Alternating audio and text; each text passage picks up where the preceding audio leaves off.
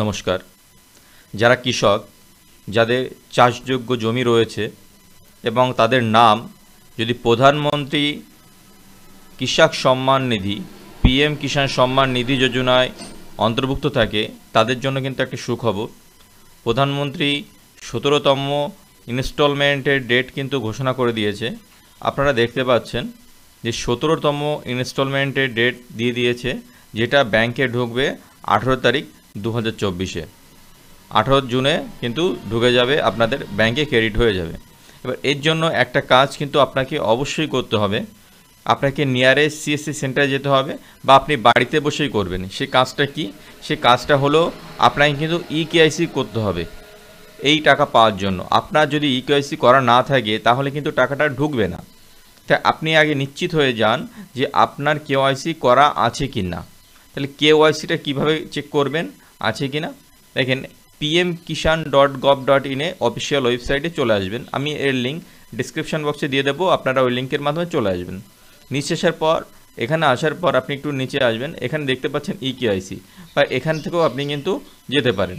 এখানে ক্লিক করার পর আমাদের সামনে নতুন একটা পেজ ওপেন হবে। যে পদ্ধতিটা দেখাচ্ছি আপনারা বাড়িতে বসেই কিন্তু মোবাইলের সাহায্যেই করতে পারবেন। এখানে আপনাদের আধার নম্বর এন্ট্রি করবেন, আর এখানে সার্চ বাটনে ক্লিক করবেন। সার্চ বাটনে ক্লিক করার পর আপনার যদি ইকেআইসি করা থাকে তাহলে কিন্তু এই লেখাটা আসবে, ইকেআইসি ইজ অলরেডি ডান। আর আপনার যদি ইকেআইসি করা না থাকে তাহলে কিন্তু আপনাকে ইকেআইসি করতে বলবে। আপনারা চেক করে নিতে পারেন আপনার ইকেআইসি সঠিকভাবে করা আছে কি না। যদি ইকেআইসি করা না থাকে কিন্তু টাকাটা ঢুকবে না। আমরা সমস্ত সরকারি স্কিমের সমস্ত প্রকল্পের নতুন আপডেট আমরা আমাদের চ্যানেলে আপডেট দিই বা ভিডিও করি। আপনাদের যদি ভালো লাগে অবশ্যই সাবস্ক্রাইব করে রাখবেন। কোনো নতুন নোটিফিকেশান বা কোনো কাজ করতে হলে অবশ্যই আপনারা এই চ্যানেলের মাধ্যমে কিন্তু পেয়ে যাবেন। এতে আপনাদের কাজ করতে অনেক সুবিধা হবে। এখানে দেখেন আছে status of self registered farmer. এখান থেকে আপনি দেখতে পারেন যে আপনি যে অ্যাপ্লিকেশান করেছেন তার স্ট্যাটাসটা কী আছে।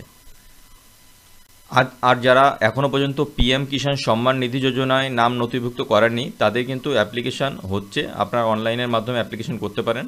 অনলাইনের মাধ্যমে অ্যাপ্লিকেশানও কিন্তু প্রথমে করতে হবে, তারপর প্রিন্ট আউট সহ সমস্ত কাগজপত্র নিয়ে গিয়ে আপনাদের কিন্তু জমা করতে হবে অফিসে গিয়ে। যদি এই নতুন অ্যাপ্লাই করার ভিডিও বানাতে হয় আমাকে কমেন্ট বক্সে কমেন্ট করবেন, আমি নতুন একটা ভিডিও বানিয়ে দেবো।